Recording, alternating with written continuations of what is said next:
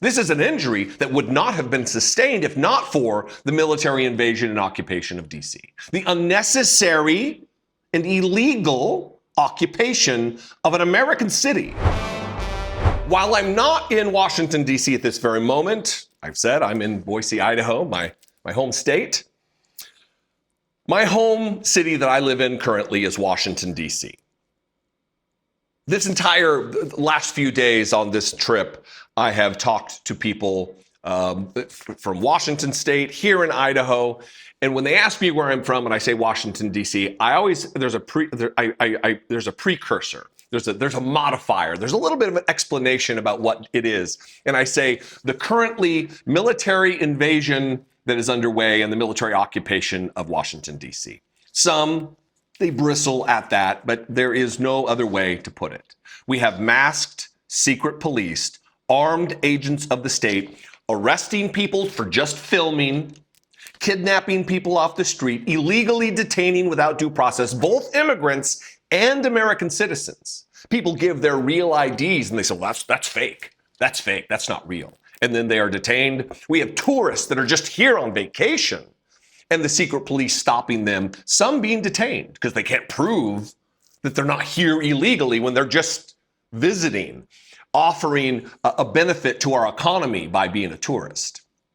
The other element, though, is this claim that it's about public safety, that Washington is now safer because the military has been deployed and is now occupying the city. 2,000 plus troops from Mississippi and Ohio, Louisiana, other red states in the blue city of Washington. It is not about public safety, because if it were, we wouldn't have large armored vehicles running stoplights in a rush to get wherever they're going to pick up trash or rake leaves or whatever the they're doing, and smashing into cars, hospitalizing citizens of this country and residents of Washington, D.C. That's just one. The other thing, and I got a headline here. Let me just read that headline. This is from NBC4, the local NBC affiliate in Washington, D.C. National Guard vehicle crashes with car on Capitol Hill, trapping one person.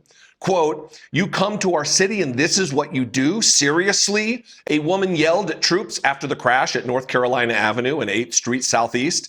A video posted online shows the armored vehicle and a silver SUV with a crushed side.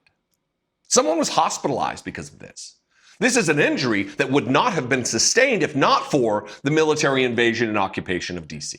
The unnecessary and illegal occupation of an American city, the tormenting and harassment and intimidation of American citizens in their homes.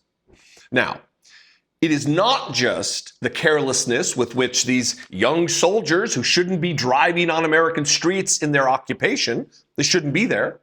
It's also trained, masked, secret police, federal agents, armed agents of the government, representatives with their firearms who are now initiating police chases where there will be injuries.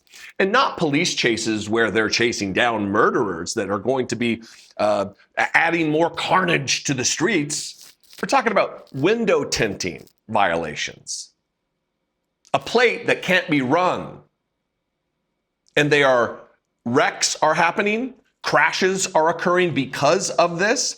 Responsible policing all over the country has determined that that's not the way to do things because it causes too much risk of injury to innocent bystanders and other people. In fact, in one of these cases, there was a child in the back seat. Look, a lot of you are going to say, well, they shouldn't have run. Yeah, absolutely. I agree with that. But do we want to add insult to injury at the hands of the federal government who's there claiming that they're there for public safety? I would say no. Listen to this headline. 10 car chases, 6 crashes. Park police have new rules in Trump's D.C. The agency's officers are pursuing vehicles when D.C. police would not. Interior Secretary Doug Burgum has thanked Trump for allowing them to chase, quote unquote, bad guys. U.S. Park Police have initiated at least 10 car crashes in the past 3 weeks as part of the President Donald Trump's surge in federal law enforcement in D.C., court records show. They're pursuing drivers they tried to stop for tinted windows and fake tags, broken headlights, and running a stop sign. You know, I lived in Southern California for quite a while, over a decade. And in LA, there's this weird culture, and I don't know if it's predicated or kind of initiated or by the entertainment industry there. But chases on TV are like a spectacle. They're covered live, and there's multiple helicopters, and oftentimes people get hurt. Oftentimes it's someone who's just speeding, and maybe they don't want to get caught with drugs in the car or whatever, but they're not an imminent threat to public safety.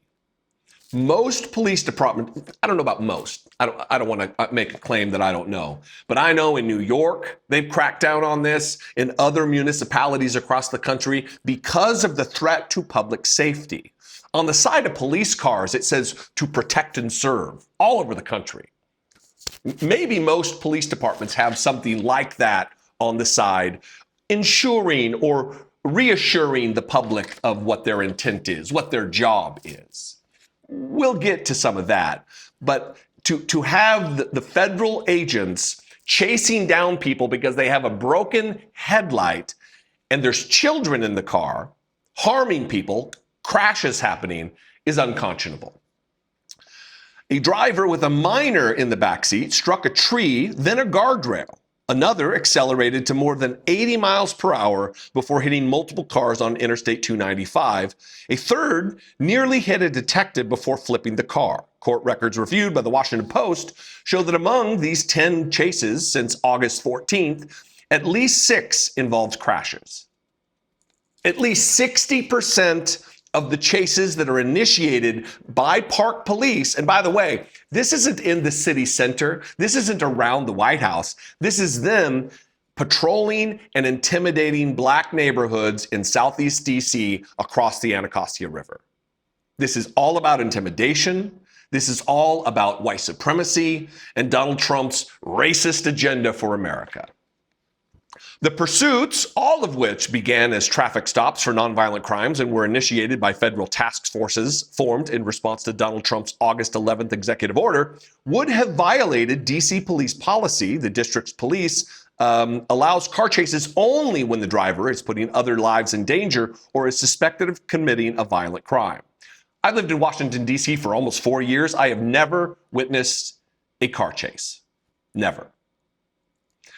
Park police had imposed stricter rules allowing pursuits only for people wanted for violent felonies after 2 officers chased, then shot and killed unarmed motorist Bijan Geyser, I'm sure I'm saying that name wrong, in Northern Virginia in 2017.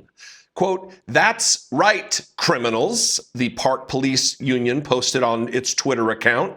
Quote, "If you flee from a traffic stop in DC, we will chase you and we will catch you. Tell your friends." If you needed any more reinforcement about what pieces of shit police union members are, police union operators are, this is your sign. This is your moment to catch up to the reality of things. They're goading criminals, people with broken headlights. Tell your friends. That's right. Here's that tweet. That's right, criminals. On behalf of POTUS and Secretary Burgum, the United States Park Police Fraternal Order of Police bargained a new vehicle pursuit policy with management. If you flee from a traffic stop in DC, we will chase you and we will catch you. Tell your friends.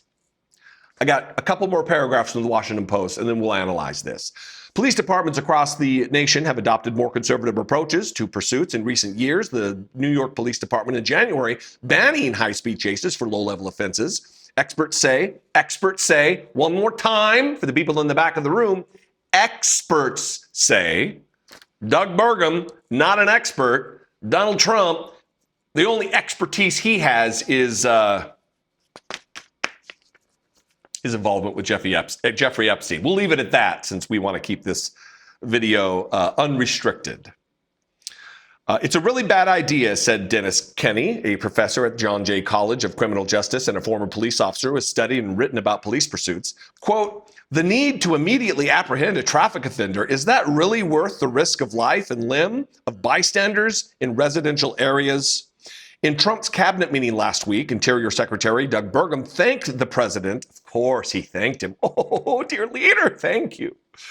thanked the president for giving a green light to park police pursuits. And then listen to this, quote, "The next night, they had so much fun," Burgum said. "They pulled people over. They started to take off. They chased them and they stopped them." Oh my God, they had so much fun.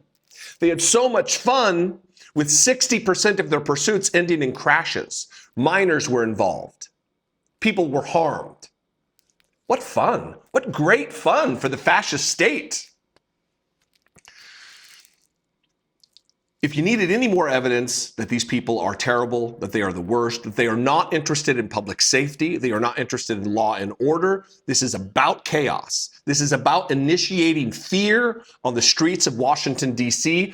That fear they're going to export to other cities, maybe in a neighborhood near you, maybe in a municipality near you, maybe in your city where you live.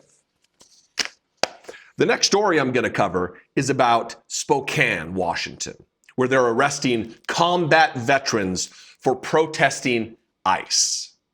This is what it's about. And if they can do it in Spokane, Washington, a very small city, they can do it anywhere. I'd love to know what you think. Let's have a conversation in the comments below. You can also call the voicemail line, 714-576-4054. And of course, as always, you can email me daily at dollemore.com. I love and appreciate you very much. I'll see you next time. Be genuine. Take care of one another.